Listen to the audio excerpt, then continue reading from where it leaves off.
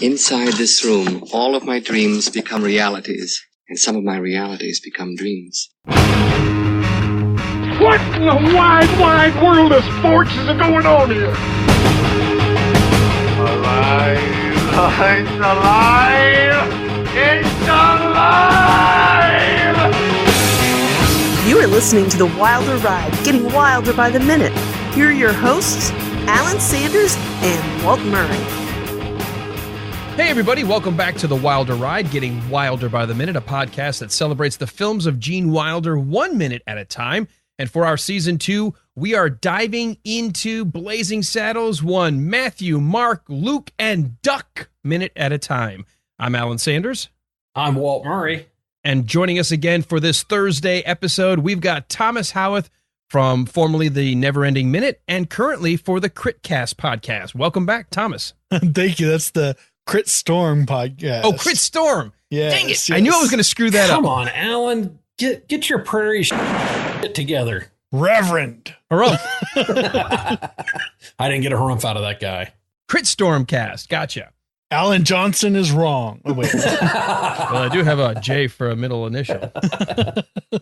So you just recently started the Crit Storm podcast, and you explained to us last minute that it's sort of being able to sit in on a bunch of guys playing D&D, or a bunch of folks, because I don't know how many, what the mix up or a makeup of your party and your dungeon master, but you can get caught up and find out how guys play D&D. Yeah, we're only 2 episodes in, and you'll get to see the story as it unfolds for us as well. So we do have one female. We have 3 guys and wait, 1, 2, 3, three male characters, 1 female character, and 1 male DM. There we go. So for that cast, is your season based on whatever dungeon you're going through, whatever module, whatever adventure, and then the next season will be when you decide to do another one? I'm not quite sure, because our DM left it kind of open-ended. We didn't have like a set, we're going through this, and when it's done, we're done. He said, here's a world, explore it, and we'll kind of break it up, I guess, as we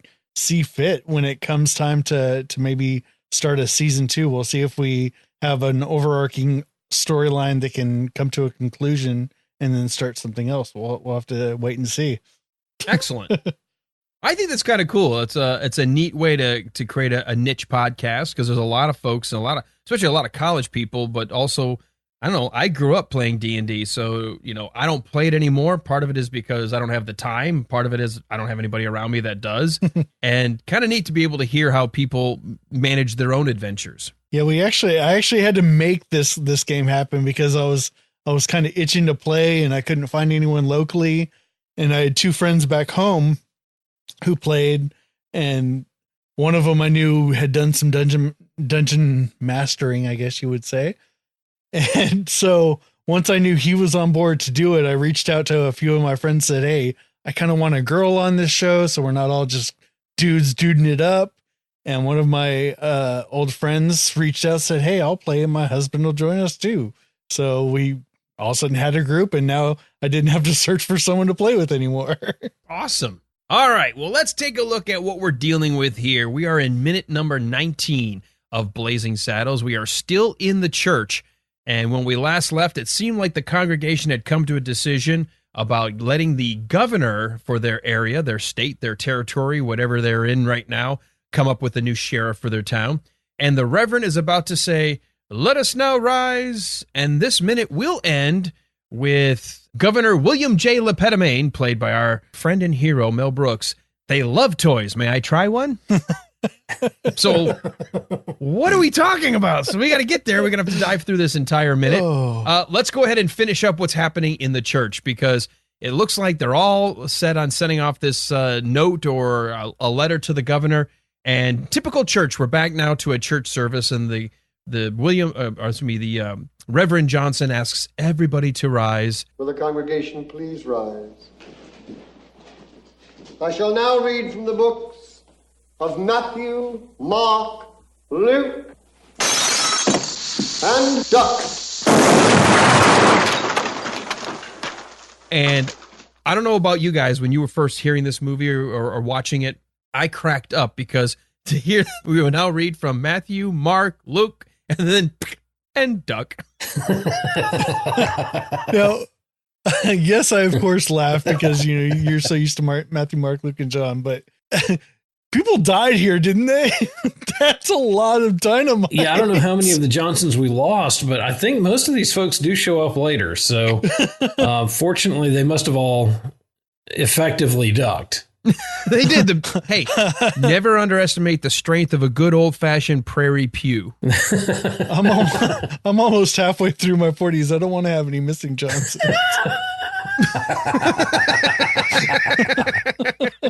Oh, that's it. Yeah, Walt, you and I, like, fast forward 40 years walking down the old folks' home. Anyone seen my Johnson? Hey, I had it a minute ago, and I seem to have misplaced it. Reverend Johnson is right. Well, I just remember when my grandfather went in the nursing home, I don't think I had ever even heard him cuss once my entire life. But about a month after he went in, he started telling the filthiest jokes. I mean, I've never heard jokes as filthy as the ones that Pops told when he got to the nursing home. And so in some ways, I'm kind of looking forward to it. I think there's a freedom that comes with moving into a nursing home. Like, this is it. This is kind of the end. If I'm gonna act out, it's gonna be now. Yeah, I don't have to put on airs. I can do whatever I want. What are they gonna do to me? Put me in a home? Oh wait. Yeah, right. Hey, Alan. Yeah, your pants are down. I know. I have pants. Well, you know what's funny? My wife had her grandmother used to live with her every winter. She'd come down from New York and spend time until it got to the point where she had to be in an assisted living facility. There was just no way you could take care of her 24/7. And she talked about how it was almost like they reverted back to middle school. There were petty fights between people, especially over the men. Like, she said her grandmother used to say, "Oh, that bitch down the hall keeps making eyes at me because she knows Fred likes me more than he likes her." Oh, goodness. I'm like, "Are you serious?" And they're like, I guess it's fitting because at that age, emotional connection is all there really is. They're not worried about physical connections anymore. So it is all just about, oh, she looked at my man and he's mine. You have to own that stuff. Well, you do know where the number one place for STDs is, right? I have heard this statistic and I couldn't believe it. Yeah, it's in nursing homes. Well, you wonder though, is that because they're doing stuff or just because some nursing homes are notoriously unclean? No, my understanding is it's because stuff is going down. Oh yeah. Oof. Hey, Martha, you want to join me later? I'll take my teeth out and gum you.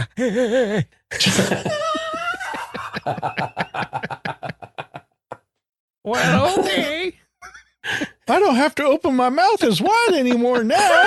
Those teeth don't get in the way. Are you sure I'm as dry as the Sierra? Oh my gosh.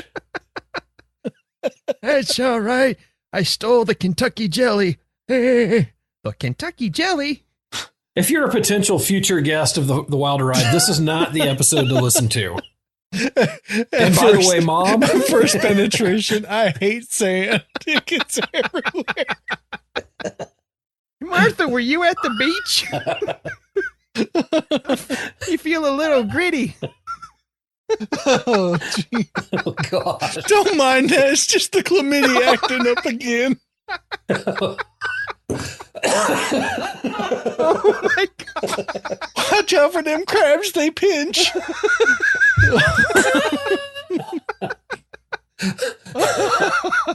Oh. I'm sorry, I got us down this road. Oh, jeez. That's all right. I ain't got long to live. What's it gonna do? It's gonna give me dementia. I'm already there.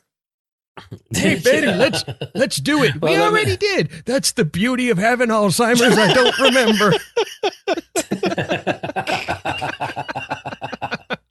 or you play the reverse. Betty's like, get Al. He can do this 12 times a day because he doesn't realize he's already done it once. He just goes forever and ever and forgets and comes back. You have no problem cheating on people because you can just pretend, oh, I thought that was you. I didn't have my glasses on. My hearing aid was turned down. Oh my gosh. Can you imagine being like working in a facility and having to break these kinds of things up, or gosh. you walk Do it in like to do a health check and you're like, oh. Do it like with puppies and just spray them with a hose and hope they disconnect. I think you just walk out, close the door, and come back later. I like the idea. All the orderlies have spray bottles like, No. Hey, at least they're getting some exercise. hey, you know what? When I get to the end of my road, if I've got somebody, you know what, whatever. Now you know the real reason there's so many broken hips in homes like that. Oh, gosh. She didn't fall and break her hip. Nana, how do you keep breaking your hip? My legs don't spread like they used to. What happens at Shady Acres stays at Shady Acres. Shady Acres. Oh, jeez. Oh my goodness. All right. Now let's get back to church. So back to the church scene. Now, speaking of fuses that can't be unlit, that fuse goes so fast in this scene. Oh, no kidding. Because Well, you when know it what? lands, it's got a good bit on it still. I just counted. There are 8 sticks of dynamite in this roll. Oh, my gosh. Now, 8 sticks of dynamite would have destroyed the church and left probably a small crater. Definitely. Oh, yeah. So, Yeah, no, it would have blown the building and everybody in it all to pieces. Not to mention, it probably would have exploded on impact with the window because of the shoddy glycerin in this stuff. well, they're not yeah, sweating. true. So, I mean, that's the thing. It looks like clean dynamite. You can throw that. Yeah. But yeah, that fuse is just like instantly poof, gone. Yeah, actually, if you look at it from the cut, the fuse is still a good 4 inches or so away. Yeah. But when we pull back, obviously, we're not going to watch the fuse go all the way in as the Reverend ducks, so we get the big giant puff of smoke that fills the screen and allows us for the fade to black. I wanted to look at this really quickly. What is the blast radius of a stick of dynamite?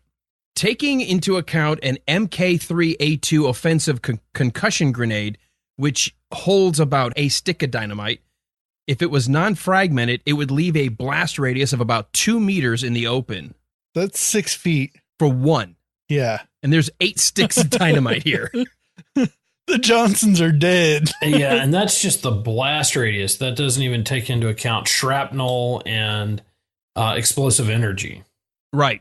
So obviously, this is the very cartoony type thing right here, but it is funny visually to see. And when you're expecting Matthew, Mark, Luke, and John, and Duck, even as a kid, every time I saw this, I would just start cracking up. It was like, you knew it was coming, you knew the joke already, and it was still funny. Well, every single time he starts that and he says, we'll now read from Matthew, Mark, Luke, I always go, oh my gosh, this is going to be a long reading. You're thinking about being in church. You know, I'm thinking about being at the buffet after church. You know, like, Right. the Baptists are going to beat us there. Now, Gabby. Luckily, Gabby looks like a man who's had his tussles with some dynamite in the past because he has no protection whatsoever. No, he Sitting in the doesn't. front row. Yeah, no.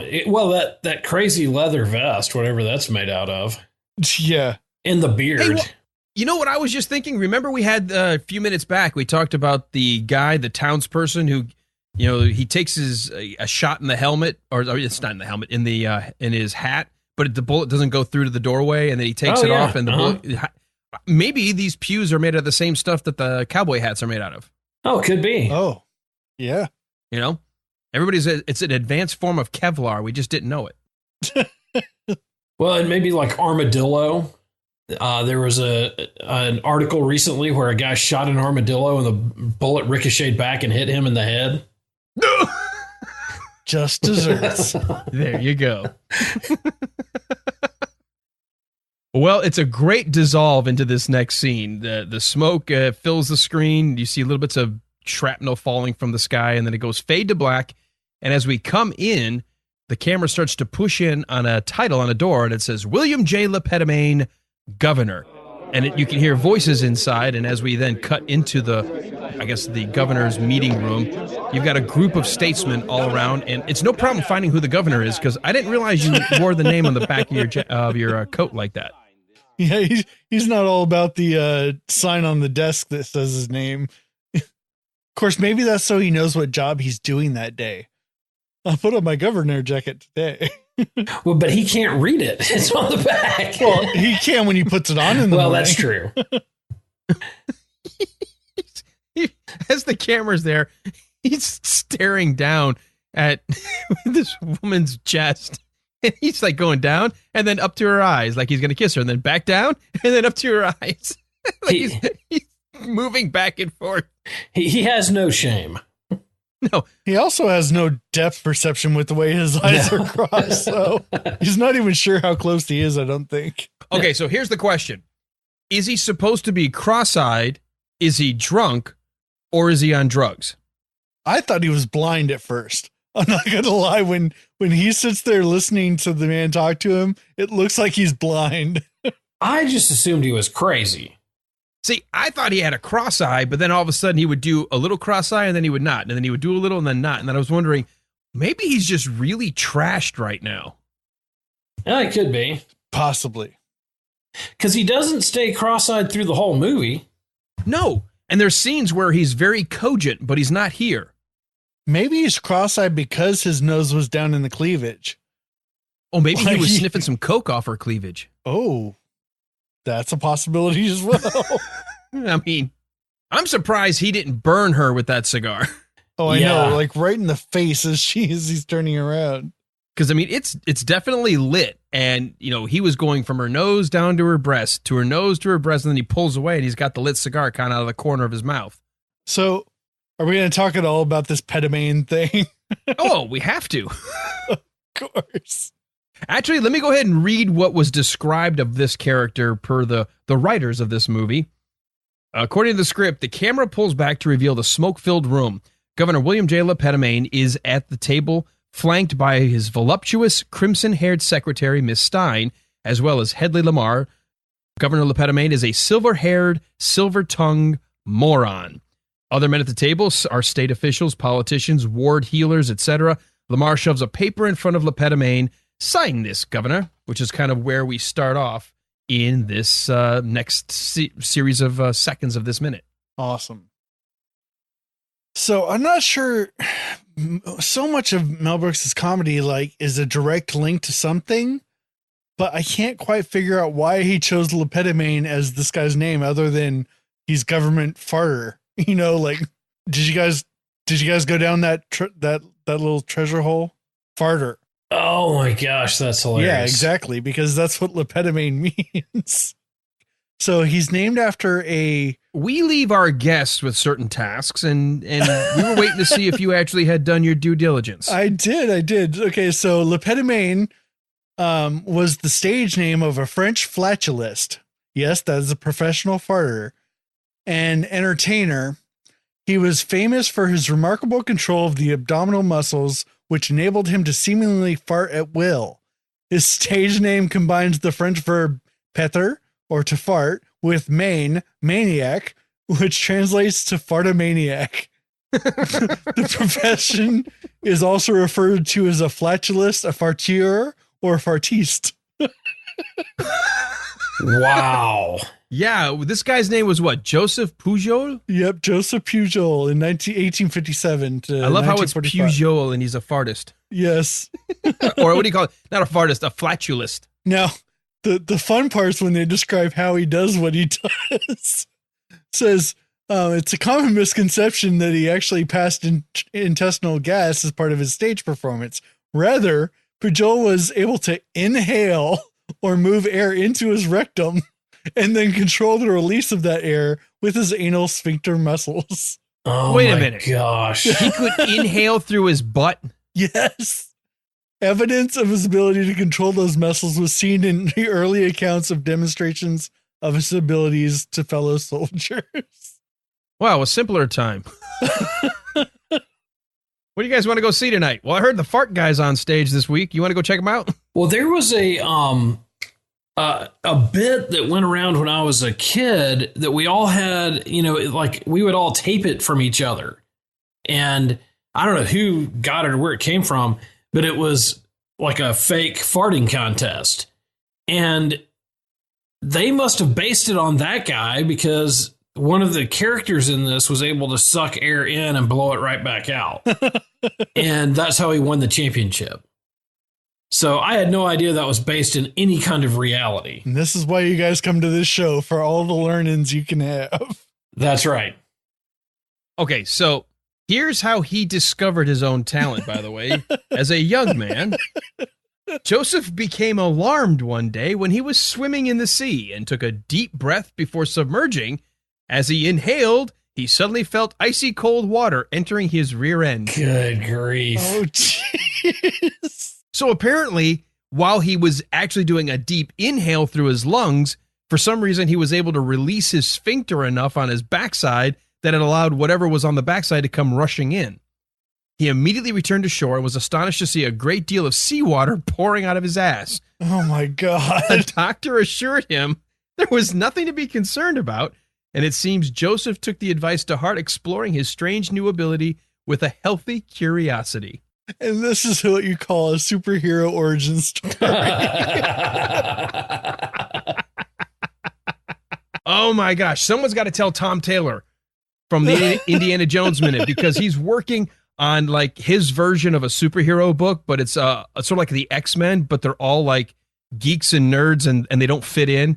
And they're all weird super abilities, but the super abilities don't actually amount to anything. Like one guy can teleport, but only to a shoe store in New Mexico. Things like that. Yeah, super mundane superpowers. Yeah, we need to tell him about this guy, about Lepetomane. Oh my God, that is awesome. Oh, he became alarmed when he took a deep breath and felt icy cold water flow up his rectum. Ooh, I don't think it was alarm that he felt. Yeah, I can understand the concern. Talk about doing the French mistake. Yeah. Well, there you have it, folks. Now you know why Mel Brooks called himself Lepetomane. Oh, my gosh. Well, that somehow fits. William the Fart Maniac. He's a fartiste. Oh, fartiste. Oh, my God. Well, maybe that's why he's cross-eyed right now. He's trying not to do that in the meeting. Yeah, that's one part I don't understand is why he didn't lean into that as being the joke. Like this guy farts all the time or something like that. But you know how far back this was? I don't know if anybody would have remembered that. I mean, this guy was born in 1857. I mean, he had to have come up with that name somewhere. Oh, I'm sure. I don't doubt it. I mean, the joke about the Dr. Gillespie killings was an inside joke. And there's a lot of jokes that I think sometimes go straight over the person's head, or the audience. But I think it's delivered in such a way you just think it's funny no matter what. Yeah. Of course, at least they didn't lean it. At least they spelt it with a T and not a D. So it meant something completely different. Yeah. Well, you know what's funny when you say, and as a kid, when you see his name is Lepetomane, later he'll say something. I was just walking the parapet, and I thought, well, he likes to pet the mane on Miss Stein. Oh, nice. So that was as a kid, of course, as a 14-year-old brain, that's all I kept thinking about. Right. Of course. What else is new, right, Walt? Right. At least, hey, I'm consistent. I thought you said as a kid. Wait a minute. My 14-year-old brain kind of takes over all the time. Yes. So do most governors get to have scantily clad secretaries? Is that how it works? Well, you know what I think? This is brilliant. You've got a politician, and we all know seedy politicians, and so many of them have this, double standard. They'll say one thing in public, and then we catch them later doing something in their private life. And here's a guy who's like, you know what? Screw it. I'm just going to put it right out there for everybody. I'm not even going to bother to hide it. Yep, this is who I am. And, he's got the big busty secretary with the red hair, and she just, Bill, she just loves being around the governor. So we got him talking about taking over some territory. Well, yeah, Hedley Lamarr. By the way, I do have an insight on this one, a little bit of the nervousness actually that Harvey Korman had, because he had done a couple of things. He'd obviously done more television. He'd done a couple of movies, but This was his first day of shooting, and he was shooting the scene with the director and an actor in the scene with Mel Brooks, and he was actually nervous that he was going to screw this up. It's funny because his face now is so recognizable to all of us, but I guess you had to start somewhere, and this is his beginning. This was certainly the movie that put him really on the map. I mean, he had done television, some stuff, but, this role, I had a chance to speak with Chris Korman, who is the son of Harvey Korman, and Chris said, who's going to actually be on the podcast toward the end of the season, said that of all the movies that his dad did, although Blazing Saddles is the one that most people remember him for, he himself personally thinks that his role in High Anxiety was just a titch better than here in Blazing Saddles. And in some ways, I kind of agree. It's sort of a little bit more of a meaty role in the Hitchcock farce of High Anxiety, where here he's just playing sort of that duplicitous politician. It's been a while since I've seen High Anxiety, and I actually just today got the Mel Brooks collection that has that in there, so I'm going to have to rewatch it. But I remember him in there, but I don't remember him being as strong as he is in Blazing Saddles. And there are some scenes in Blazing Saddles too where he makes the scene, and this is one of them. I mean, there's a lot going on in the scene, a lot of good stuff, but he's such a straight man here that he makes this scene what it is. Well, I think if you go back and you need to treat yourself to High Anxiety, I think he does the same thing in High Anxiety. I just think because it's sort of a Hitchcockian story, there's some multiple layers to him that we don't get in this movie. Okay, so if you, and maybe I do need to rewatch it, to be fair, but I think if you take Harvey Korman out and put just about any other straight man in this, nobody is going to do it as well as Harvey Korman does. Oh, in this movie, he's got a sleaziness to him that's just like dripping off of him. It's perfect for the role. What's amazing is initially Mel Brooks wanted Gene Wilder to play the role of Hedley Lamarr. And Gene was like, I don't really identify with that kind of character. And he said, I'd rather play the Waco Kid. And Mel Brooks goes, are you kidding me? You're too young and you're Jewish. You're not going to play an Old West alkie. But that's what makes it funny. Exactly. So Gene Wilder turned around and said, well, that's the only, I don't want to be Hedley. I don't see myself. I don't think I'm going to do the role justice. And so Gene Wilder was not supposed to be in this movie at all. Yeah, I think he would bring too funny. He's too funny for that role. That definitely needs to be a more straight role where you can almost despise him. Right, and walk the fine line where you don't like outright hate him because he's funny. You want to laugh at him too, but you realize he's the bad guy. Yeah. So I do like this. I always come to see things like this from the what's the political commentary going on here. I also love the idea that not only is the governor, in this we get introduced to the governor of whether it's the territory or the state. They never really say where they are, but he's cross-eyed. He's got this voluptuous, tart next to him that's actually at the business of government, but he has no idea what's happening. Almost like he's a puppet. Oh, definitely. He's definitely. Well, and what I like, and Walt, you and I have talked about this, about why some of Mel Brooks's movies kind of grow stale faster than others. I like the fact that they're making a comment on politics without necessarily calling out any one specific thing from, let's say, the 70s that would have sort of faded over time. Right. And I think it's interesting because we now look at that. This is 1974, and we're pulling in a politician from 30 years later and going, hey, yeah, there's that parallel. So it kind of shows you that the view of people towards politicians has been pretty consistent over the years. Oh yeah, it's almost as bad as lawyers. Politicians and lawyers are right in the same kind of crowd, and we can make fun of them the same way. The jokes that played out then will still play out now. I mean, if you're a student of Shakespeare, he made fun of those same bodies. Exactly. The politician and the lawyers. Yep. Well, my dad told me a joke a while back, and he said this was actually when I was a kid. I don't remember who would have been president at the time. It would have been before Johnson. Maybe it was Ike. And he said, You said Johnson. President Johnson. President Johnson. Well, yes, Reverend Johnson's right. Well, he said that whoever the president was got on an airplane, and it was he and the Pope and somebody else. And so the whole gist of the joke was that the president says, "Well, I'm the most important person in the world," and he grabs a parachute and jumps out. And the Pope says to this kid that's on the plane, "Well, you take the last parachute." And he said, "No need. The smartest man in the world just took my knapsack." And so you could translate that to any president since then.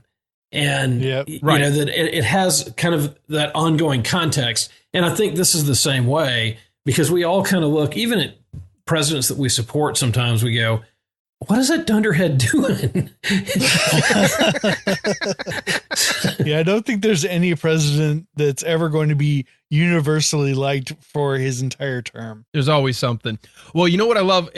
Getting to this framing of the shot. It's not exactly perfect, but right around second 35, when it kind of comes in for the medium close-up, I can't help but see horns coming from both sides of his head thanks to the back of the design of his chair. Oh, yeah. I wonder if they did that on purpose. Absolutely. That has to be a design. That's like an "oh God, you devil" kind of thing right there. I mean, right. I can't unsee the horns coming out of both sides of Mel Brooks's head. That is really a great shot. Oh, goodness. It is. He's cross-eyed, kind of not even seeing the paper. And there's Hedley Lamarr going, "Just sign here, sir." He almost has that look like he's been hit in the head and he's kind of recovering from it. They just kind of got his bell rung. So he's playing a great politician. And this token on that cigar, good Lord. And I love that he's got presence of mind, and just before he signs something, like there's certain red flags. He's a complete buffoon. Like he says in the stage direction or in the script, he's a silver-tongued moron. But he still knows enough to go, "Wait a minute, before I sign something, what is this?" And then Hedley explains. "What the hell is it?" "Well, under the provisions of this bill, we would snatch 200,000 acres of Indian territory, which we have deemed unsafe for their use at this time. They're such children." 200,000 acres? 200,000 acres? What'll it cost, man? What'll it cost? A box of these. Are you crazy? They'll never go for it. And then again, they might. Little red devils. They love toys. May I try one? Please do, sir. Thank you. Thank you. These things are defective. It's a provision. It's a bill that would give us 200,000 acres of land, which we have deemed unsafe for their use. 200 acres? 200 acres? And something that he adds that's not in the script, but then Hedley Lamarr or Harvey Korman adds, they're such children. Oh, jeez. Oh, gosh. Now, the original line, the governor was supposed to say, "Oh, wonderful. What are we giving them in return?" I like the change. I like where instead he says, 200,000 acres? 200,000 acres? What'll it cost, man? What'll it cost? Like he's worried about how much money, as a typical politician would. And then when Lamarr goes, "A box of these." It's the freaking little paddles with the little string and the ball, the little rubber band. Yeah, that's awesome. And it kind of harkens back to the trade of Long Island for the bag of beads and all the other ways that great politicians have ripped off people who are vulnerable. The one thing that gets me, and maybe it's just because it's 2018 and it doesn't quite flow the same as the double repetition that he gives there, kind of falls flat on me. Oh, really? Because to me, the 200 acres, what'll it cost? What'll it cost? It's like he's parroting himself, and I don't know, for some reason it just rubs me a little wrong. Okay, but this to me calls back to when we first meet Hedley and Taggart's explaining about the town of Rock Ridge. He's like, Rock Ridge, splendid. And he goes, Rock Ridge. And he's like, yeah. And it's almost like everybody's trying to repeat somebody else that they admire. Yeah. It's almost like Hedley Lamarr is trying to take on the double of the governor, and then Taggart tries to do the double of Hedley. So they've got this constant little joke of trying to repeat something that somebody else says, like to do the same shtick of doing the double, whatever it is. Yeah. And if they're just parroting the people that they respect, then I guess he's parroting himself because he's the only person he respects. Yeah, maybe. Yeah, I would say that's accurate. All right. I guess I can come away with it then. Mel Brooks is brilliant in this. When he looks at the box and he spits his cigar across the room, he goes, "He'll never go for it." Distance with that thing. Good Lord. He really does. That's pretty good. I mean, if this was water, this would be a spit take. I don't think I've ever seen a cigar take. It's pretty impressive. I mean, he launches it. Ask Monica. You know what? I think there's a string on it. You think so? Is there? I think so. Let me rewatch this second here.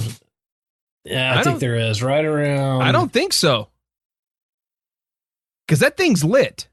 No, there's not. I'm looking pretty close. Nope, you're right. I don't think it's there just is. the smoke coming off of it. He really just launches that thing. That's pretty impressive. And it's lit because it actually, you see an orange flare as he spits it out and it goes flying through the air. Yeah, it's definitely lit. Yeah. Now, at the very end of this minute, and we got to go right through this line, but he immediately turns on a dime. He's like, "They'll never go for it." Then again, they might. Little Red Devils. He just completely turns it on its head and wants to start to play with it. Oh, and he's so bad at it. This is one of the scenes I remember, like, that just sticks in my head, is him trying to play with this freaking toy. I'm being so bad at it. Now, did you ever have one of these? Did you ever try one of these little ball paddles? Definitely. I actually got pretty good at it when I was a kid. I probably couldn't do it now, but back then I was pretty decent at it. Walt, what about you? Oh, yeah, I broke many of those trying to... I was more the governor of Lepetomane when it came to these things. That was me initially. And then when you finally get the hang of it, you're like, "Oh my God, look!" And then you'd sling it around yourself until the ball flew off. Like the little staple on the end of the ball came out and it flew off and you'd be disappointed. I was going to say, my brother and I, well, no, we weren't disappointed. We'd actually break the string or pull the staple out and see how far we could hit the ball.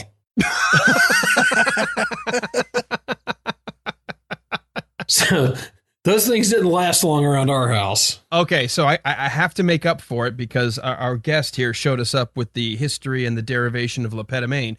I actually looked up the history of the ball paddle. Oh, well done. So this was actually created in the 1920s, so this is totally anachronistic for this time. It was technically patent 1,529,600, and the ball paddle was one of the more whimsical products to follow the invention of soft rubber. And then in 1937, the Fleaback Company was founded in High Point, North Carolina, with the paddle ball as their sole product.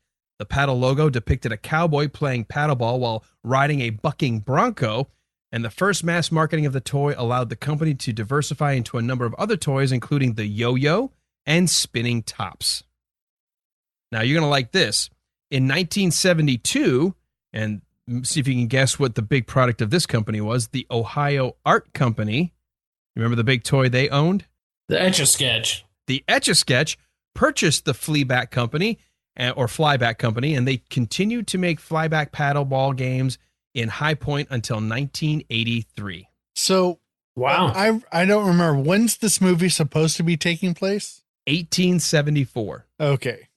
So another anachronistic little drop in here where everybody, and the thing is, they always market it as sort of something that a cowboy would play with, or something to be out on the range. You can play tennis or ping pong with yourself. And the idea that it was marketed as a cowboy thing, I can't but help. Mel Brooks probably remembered that as a kid playing with that. It had cowboys on it. We're doing a cowboy movie. Let's bring a bunch of these paddles in for what we're buying all this land for. So I just watched it really closely when he starts playing with that toy, and his secretary is trying so hard not to back away, but you can see her eyes fluttering with every hit, like he's going to smack me in the face. She's trying hard. She really is. Yeah.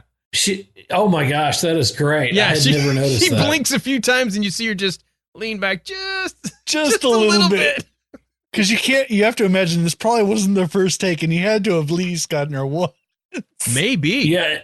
And I'm sure they said, "Hey, look, you cannot lean back. This has to just be, you've got to stay totally straight. Oh, too funny, too funny. Well, and that's actually a good observation, because that's really where we end this minute, and we'll actually end your run with us here for this particular season of the Wilder Ride. But Thomas, before we kind of wrap things up, were there any other notes you had that we didn't get to in this minute? Let me double check one last time. Let's see. No, Little Red Devils is the last note I have. Yeah, and notice I kind of skirted right over that. Yeah. We'll let the audience try to look it up themselves, figure out, well, what are you talking about? What do you mean, Little Red Devils? Just move along. Nothing to see here. Nothing to see here. All right. Well, I've never gotten too far into this, but I actually have some American Indian in my background, in my heritage, and it's odd thinking about how this country is made up, and how really, if we all did the 23andMe, or what is the other DNA test? Ancestry.com. So somebody in my family did one, and it came back with American Indian, Viking, Jewish, Scottish, Irish, German. I mean, it was like such a ragu of it's in there. So it is kind of interesting looking at this and thinking you can really find ways to be offended by this and everything else if you look hard enough. And but they really pull out the kind of the worst terminology that you can find sometimes. Well, like I said, at least it's offset by we know we're not supposed to like this guy, and we're not supposed to like the things that he stands for. So it's okay for someone we hate to say something really bad. And he comes across as a complete idiot. Yeah. No, and the takeaway for me is, what's funny about it is you can't believe somebody, especially the governor of a state, would say something like that. And so it's definitely the dichotomy of, you're so used to seeing politicians practice to say everything perfect and never say anything incorrect. And here we got a guy who doesn't care about anything. Doesn't care, has no personal awareness of anything. So he is a good enemy. He's a good bad guy. Yeah. Yep. And even though he's not the main bad guy, there's not a lot that's redeeming about him. Right. I might even say there's not anything. I mean, he can't even play paddleball without taking out his secretary. Not the first time she's had balls in her face today, though, I'm sure. Wait a minute. Hold on. I need a minute. Maybe that's why she doesn't back away too much. She's used to having balls in her face. Not in the eye. Not in the eye. Oh my God, it's coming right at me. Oh, jeez. All right. So, Walt, I know normally we dive into the background of the actors that we are first meeting, but we did talk a lot about Mel Brooks when his name came up and in our initial episodes. But did you have anything you wanted to add? We could probably, we talked some about Mel Brooks in season 1. We talked a lot about him here, but he did a lot really fast in his career. And I was kind of struck by that when I was looking through some of his credits today. And it's hard to believe that in 1967, the producers came out, and by 1974, he had the 2 biggest hits of the year. That he really had a meteoric rise in Hollywood as a producer, writer, director, and he also has 57 acting credits, which I did not realize that he had that many. It's probably because he's in every movie he directs. He is. And even in Young Frankenstein, where he isn't in the movie, he's in the movie 3 times. Right. So he really does. He's an incredibly talented man. And I would love to see some of the stuff that hasn't gone anywhere in his head. But one of the things that Burton said in his interview with us was that he's sure that, right now Mel's sitting around his office writing lines that come into his head and trying to figure out where to use them and rehashing old stuff. So he is a really interesting guy and an amazingly talented person. All right, Thomas, since this is your last minute with us, I wanted to give you the floor for a second and just any last thoughts about not just the minutes we've covered, but about Blazing Saddles in general. Well, I was going to ask if we met the secretary before today. No, this is the first time. She doesn't really say anything in this minute, and I didn't know if Walt was saving that for next minute because we only kind of just see her. We usually wait till they actually say a line or something, but if you've got something about Robin Hilton, we can listen. Just one small thing, and it kind of fits in with what we've been talking about. It says here that she does not drink or smoke, and when she was questioned about it by Johnny Carson, she did admit, "I do other things." Oh, yes, she does. And her name, just to be more clear, her name is Robin Hilton, and you guys can talk about her more in depth when you choose to. But yeah, so she knows. Something tells me she's fairly comfortable in this role, by her own admission. Yeah, she knows her way around certain other kind of sets. Yeah, yeah, she knows a little. Yeah. So as for Blazing Saddles, I mean, this movie's got so many scenes where the name pops in your head, and instantly 3 or 4 scenes pop through your head. One of them is this scene right here with him with the paddle ball. The other one is the campfire scene. That's always going to be right on the top of the list. Absolutely. And then when they first meet the new sheriff, that's another instant classic. Classic moment. I can't wait till we get there. Oh, had I been more discerning about the minutes I took, I might have looked for something like that, but I was happy just taking the first minutes available. Well, and you got the first minutes of Mel Brooks. Yeah. There's not anything more auspicious than that. True. So I'll ask you guys a question. What is your personal favorite Mel Brooks movie? For me? Yeah. You say Mel Brooks. I think my favorite Mel Brooks movie is High Anxiety. Okay. My favorite Gene Wilder movie in terms of comedy is this, Blazing Saddles. What about you, Walt? I think my favorite Mel Brooks movie, it is such a close run between Young Frankenstein and Blazing Saddles.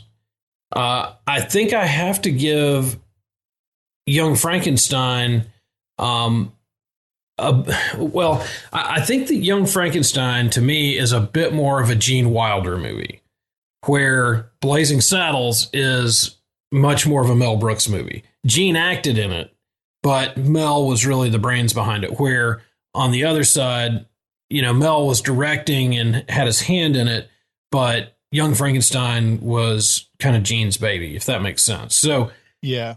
So I think that I think Blazing Saddles is my favorite Mel Brooks movie. But man, every time I watch one of his movies, I see how, well, not all of them, but there are several of them, that High Anxiety. I still need to get and watch The Producers again. I haven't watched that in a while, but History of the World is good, but I don't think it's Blazing Saddles good. High Anxiety is probably pretty close. So anyway, long way to get to the answer of I think Blazing Saddles is my favorite of his movies. Okay. I think maybe it's a generational thing or when I was put onto it, but Spaceballs is it for me because that's the movie that said, I like what this guy's doing. I want to see the other stuff that he did. So I think that's why for me, Spaceballs is the movie that really launched that shit for me. Yeah, I can see that. And I think that you're right as far as being generational. I think the only thing, and Alan and I have kind of talked about this, I don't remember if we've talked about this on air or not, but there's a little bit that gets lost over time in Spaceballs. Some of the jokes aren't as strong as they used to be when I saw it originally, or one of the first 15 times I saw it. But Blazing Saddles, I can watch over and over and over again and it never gets stale. But as you said, some of that may be generational. Right. Well, we've commented on this as well throughout Young Frankenstein that for whatever reason, Mel Brooks either felt the need to try to always top himself or become more culturally comment more on what's happening in the current day. And so sometimes those jokes, they just don't work as well 20 years after. Right. So, I mean, I'll be honest, I loved Spaceballs for years after seeing it in the theater, watching it on video when it came out on cable. And then I think maybe 10, 15 years went by. I hadn't watched it and I started thinking about it. And I was telling my kids about it. And we sat down to watch it. And I was like, it's not as good as I remember it. Maybe I should have just left that being the great memory it was. I still like it. Oh, no, there's great moments. Yeah. And I think that there's a lot of great humor in it. But I don't quite put it up there. I think that Young Frankenstein quite possibly is the best comedy I've ever seen. Oh, when I first saw the Frankenstein monster putting on the Ritz, I was sold. Oh, I was like, this. Oh yeah. I mean, that great. scene blows everybody away. And as we went through it last year, my fear was, and we talked about this in the first and last episode, my fear was that it was going to lose something for me. I actually came to appreciate it more. And I'm finding that with Blazing Saddles as well, where I don't know if I broke down Spaceballs the same way we're breaking down these two, I don't know that I would walk away feeling the same way that I do about it right now. I could see that. I can definitely understand that. I mean, but maybe I just have an abnormal brain, but no, I don't think so. The important thing, and regardless of whatever your favorite one is, it brought you into this world, and that's a real cool place to come play. Yeah. I agree 100%. Well, and let's be fair. If you stack up Spaceballs against most of the comedies that have been released in the last 20 years, Spaceballs is still towards the top. I would definitely agree with that too. Yeah. Because I don't think comedy is what comedy used to be. I think comedy has really gotten more base and gross, and it's less thoughtful. And the comedians tend, and comic writers, in my mind, tend to go for the lower hanging fruit, where a lot of the stuff that Mel Brooks does, you got to think about it, or you've got to know cultural context in order to get it. So I appreciate that kind of humor. Yeah, I like to think for my humor as well. It's where if it's just too blatant and dumb, yeah, I'll laugh a little bit, but it doesn't stick with me. Those aren't the lines that I'm going to repeat. Oh, Right. Exactly. I think the closest we've had to a movie that reminds me of like growing up with the Blazing Saddles and the Young Frankensteins and things like that was probably Deadpool. Yes. Yeah. Right. You know, where it's very clever. There is gross out stuff. There is the, body kind of, 14-year-old brain humor. But there are so many one-liners and innuendo. You could find yourself quoting that movie and still discovering things, 5-6 times later watching it. So that's the closest I've seen to a movie that does for me today what the movies that I grew up with as a teen and in early 20s did for me. It's funny. It's kind of like the same way I think about a lot of Eminem songs. You'll listen to it and you'll hear a joke or a rhyme here that's funny, but if you listen to it multiple times, you'll see the different levels that he's hitting on with the same words, and he's making like 3 jokes in one line that you might not have caught the first time, and it becomes better each time you listen to it. Well, as we are rapidly coming into the 1 hour mark, yeah, we've got a guest in the wings who's like knocking and going, "Are we going to do my minutes?" Thomas, thank you so much for being here. Where can people learn a little bit more about you and the shows that you've either been on or hosted? Oh, thank you so much for having me. If you're interested in following me on Twitter or Instagram, go to The Wookiee Lives and make sure you spell it right, like in the movies. If you're interested in my show Never Ending Minute, check out @NevNMin or go to growlermedia.com/neverendingminute. And if you want to check out Critstormcast, you can go to critstormcast.podbean.com or follow us on social media @Critstormcast. Excellent. And Walt, what about us? Where can people learn more about the Wilder Ride? Well, one thing that we would appreciate is a little bit of help. If you wouldn't mind, go out to iTunes or wherever you listen to our podcast and take a second to give us a rating and make a comment. That would be really, really appreciated. Particularly if you could take a second to go out to YouTube and find us there, subscribe, and like our episodes there. That would be great too, because I've kind of figured out that people search for so much stuff on YouTube that they're just not finding us because there's so much stuff that pops up when you hit Gene Wilder or whatever. And of course, come back tomorrow because we've got another minute coming your way here on the Wilder Ride. And we'll go ahead and set the stage for you as we often do because we like to do that. We want you to be a little teased to come back and join us. We're going to be with Dave D'Alessandro. He's going to come back, join us from the Seinfeld Minute to wrap up the week on Friday. And we're going to start with the line, "These things are defective." And we're going to end with a bunch of laughter. But you're going to have to come back on Friday, tomorrow, to wrap up this week of the Wilder Ride. Little devils, they'll go for anything. Do you think the red balls in her face are a new thing, or has she been talking to these Indians?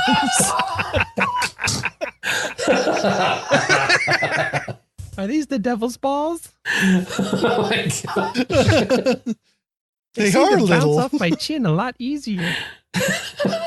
Okay, I think we need to have a reading from Matthew, Mark, Luke, and Duck. And Duck! Duck!